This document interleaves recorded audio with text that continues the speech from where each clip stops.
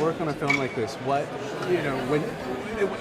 drew you to it? Is it the working with Kenneth? Is it working like what is the? You're like, all right. I was lucky to have this part of Agent Coulson in Iron Man.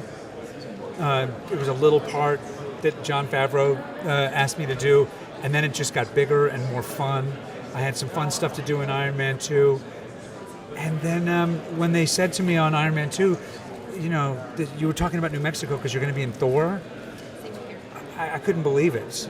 I love playing the guy. I love working with these guys. I had such a great experience on those. I was psyched to continue it.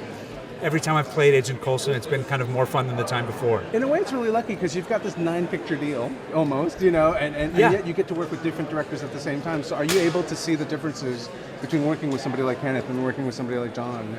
Well, yes, I am. They're very different as directors, and at the same time, there's a commonality. They're both smart as hell. They have a very forceful understanding of how they want to tell their particular Marvel hero's origin story or otherwise, and at the same time, and they're funny.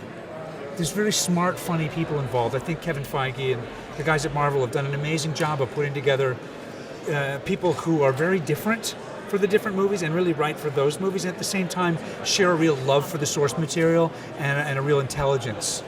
Last question: what role do you play in this, retelling or telling of Thor? Then, what kind? I play the same guy, Agent Coulson. And you interact with them. Like, is there something that you kind of draw the storyline along, or do you just kind of show up? Well, at the end of Iron Man 2, you saw me in the desert finding the hammer. So what we know from that is there's a gigantic crater in New Mexico and a hammer, and we got to find out who lost the hammer.